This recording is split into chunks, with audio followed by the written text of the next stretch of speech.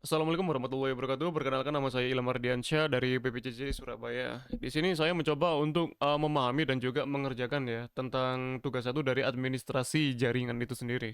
Di sini kita diletakkan sebagai administrator jaringan untuk membagi ini tabel subnetting dari perangkat-perangkat yang sudah ditentukan ya. Di departemen penjualan ada 50, ini ada 30, TI ada 10, server ada 5. Untuk di cabang sendiri ada 20 perangkat. Oke. Di sini kan kita disuruh untuk menghitung dari segi kebutuhan subnet, network address, usable ring sama broadcast address ya BTW. Untuk ini langsung yang dari atas saja ya, sesuai yang dijelaskan di sini. Nah, subnet mask. Subnet mask ini apa? Subnet mask ini sebenarnya udah jadi satu sama ini ya, ini nih. Kenapa nggak jadi satu ke address? Sebenarnya subnet mask ini, penggambaran dari subnet mask itu ini. Jadi makanya terpisah ya. Jadi subnet masknya di sini untuk 50 perangkat ya tadi ya adalah sebagai berikut. Kenapa bisa begitu? Setelah apa yang saya pelajari juga ada tabelnya subnet mask itu. Nah, kalau 24 slash-nya 24 itu belakangnya 0. Kalau 25 128, kalau 26 192. Nah, kalau kita main instan aja kan enak ya tinggal kopas-kopas aja ya. Tapi kalau kita pelajari lebih dalam, itu subnet mask itu kalau dalam bentuk binary itu seperti ini. Nah, di sini kan ada 24 ya. Nah, 24 angka 1 dan belakangnya 0. Tulis 0 kalau belakangnya. Kalau 16, nah di sini ada satu-satunya ada 16, belakangnya 0. Jadi hasilnya nanti 255, belakangnya nolnya 2. Kalau 8, cuma ini aja. Jadi belakangnya nanti nolnya ada 3. 255.0.0.0. Nah, untuk 192-nya dapat dari mana? Dapat dari perhitungan bobot nilai bitnya itu sendiri, guys. Jadi di setiap bobot nilainya itu, kalau sesuai dengan format octet ya, kita fokus ke belakangnya aja. Slash 26, berarti angka satunya ada 26. Kita ambil yang belakangnya aja. Belakangnya ada 2. Angka 1, 5, angka 0. Berarti kalau sesuai dari ini, hasilnya 128. Kalau yang ini, hasilnya 64. 128 ditambah 64, ya. Berarti hasilnya 192.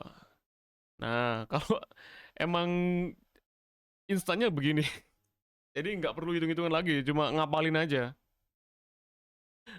Jadi untuk ininya begini ya hasilnya. Nah, terus kalau angka slash-nya ini dapatnya dari mana sih? Kalau angka slash itu kalau nggak salah dapatnya dari perhitungan bitnya. Contoh nih, kalau kita kan di sini didapatkan slash-nya 24, berarti 32 bit. Nah, 32 dikurangi 24 kan jadi 8 bit host.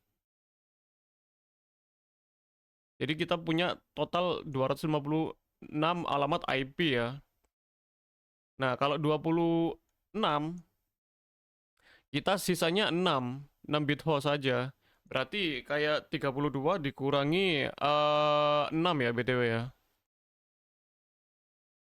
Nah, kalau kita cari di sini tadi, bentar. Berarti kalau 6 nilai bobotnya 64. Nah, di sini sih mentoknya 50 perangkat ya, jadi nggak perlu pakai yang ke atas-atas.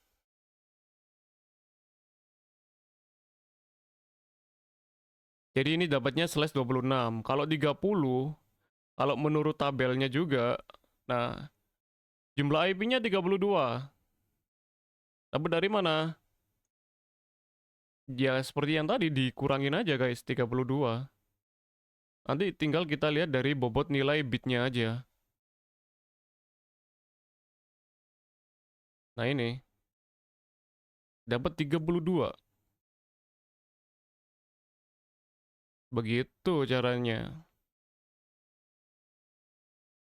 Nah, ini kenapa 50 kok dapatnya 26? Karena kalau kita pakai yang 32 kan pasti nggak cukup. Nggak memenuhi syaratnya ya. Harus pakai yang lebih yaitu 64. Nah, IP yang bisa dipakai 62. Karena duanya bukan dikorupsi ya guys ya. Tersisanya untuk ini untuk network address sama broadcast. Nah, ini 20 terpenuhi dari nggak mungkin lah kita pakai yang slash 28 ya. Jadi dapatnya dari 16. 16. Jadi yang pakai yang tetap yang 32. Jadi tetap 27 untuk 10. Nah, baru kita pakai yang 16 aja. Slashnya 28. Cukup bisa dipakai. Untuk server sendiri kebutuhan hostnya ada 5 doang sih. Jadi kita pakai yang 8 aja. Begitu caranya guys. Untuk network address kita pakai yang ini. Sama ya, karena menurut aturan VLSM ya, kalau subnet pertama itu selalu dimulai dari alamat yang paling awal karena kita disediakan alamat paling awalnya itu ini dari soalnya yang tadi ya. 192.168.10.0. Kita pakai alamat yang awal dulu. Terus tadi dapat 26, berarti 64 broadcastnya. 63, bener kan? Dipakai broadcast 1. Terus diurutkan lagi. Di sini 64 sampai 95 ya. Kalau untuk usable ringnya ini antara ini nggak bisa pakai yang 0. Jadi harus pakai 192, 168, 10 ininya 1. 1 sampai 62 aja. Sama. Ini juga kalau ini 64, ininya 95, berarti di sini usable ringnya dari 65 next-nya dan before-nya di broadcast address. Ini juga 96. Diurutkan dari yang ini. Ininya 127, berarti ini 97, ini 126. Ya. Ini juga sama. Ini juga sama. Berarti secara keseluruhan setelah saya hitung ya untuk kebutuhan hostnya ya, itu ada di ini 64, 32, 32, 16 dan 8. 8 yang terakhir tadi server ini. Jadi tersisa yang terpakai 152. Berarti 256 IP host atau yang bisa dipakai tadi dikurangi 152 dan tersisa 104 IP ya untuk mungkin tambahan perangkat di masa depan atau penambahan divisi baru sesuai di soal tadi. Ini kan pastikan alokasi IP tidak hanya mencukupi saat ini tapi juga menyediakan ruang untuk pertumbuhan di masa depan. Berarti masih ada tersisa 104 IP ya untuk mungkin untuk di masa depan nanti. Oke. Berikutnya di tabel routing ya atau routing status. Nah, ini kan destinasi cabangnya tadi itu kalau nggak salah 96 ya ini nih network address-nya cabangnya 96. Subnet masknya 224. Berarti next hop-nya ke 97 ya. Berarti di sini destination network-nya untuk penjualan ini tinggal kopas aja ini. Ini cabangnya diloncatin ya, jangan dikopas juga ini. Kan nggak lucu dari cabang ke cabang juga, balik lagi. Untuk sub Nesmax-nya juga sama. Untuk next sub-nya pakai yang satu ini ya, satu ini.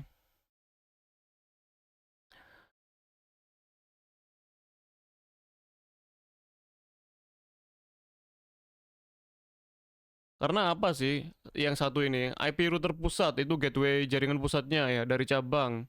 Semua jalan menuju ke lewat pusat.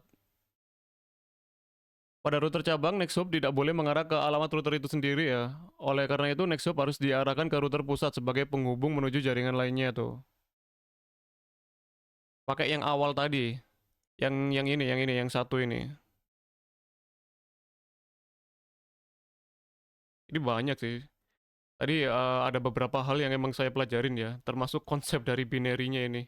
Awalnya bingung banget, ternyata kalau setelah dijabarkan ya, mudah sih. Seperti yang bit punya bobot nilai tadi, atau yang apa itu range. Nah ini range rentang IP yang dipakai, contoh yang ini 9, yang 26, yang satu sampai ini. Karena yang ini dipakai, networknya dipakai 1, 0, sama broadcast ini. Saya catat satu-satu sih. Nah, ini juga untuk next hop ya dari router cabang pusat ya yang 27 tadi. Ah, yang ini kan cabang router router yang cabang ya. Dari cabang ke pusat, tujuan jaringan kirim lewat ini. Ini tuh routernya pusat. Jadi ini next hop itu alamat IP router yang berikutnya digunakan untuk meneruskan paket menuju jaringan tujuan ya. Kalau konsep dasarnya seperti analoginya kalau kita kirim barang ya. Ya, kalau kita kirim kayak paket-paket gitu. Konsepnya kayak gitu, kayak di Shopee kan kita tahu kan, ini perjalanan menuju ini, nah itu next hop namanya. Nah itu baru paham saya sebagai orang awam ya yang tidak terlalu mengerti subnet-subnet seperti ini ya. Jadi akhirnya paham lah. Oke, sampai di sini dulu. Jika ada salah salah di pengerjaan, mohon maaf. Mungkin bisa dikoreksi oleh Bapak atau Ibu dosen untuk bisa saya pelajari lebih dalam lagi. Sekian dari saya. Assalamualaikum warahmatullahi wabarakatuh.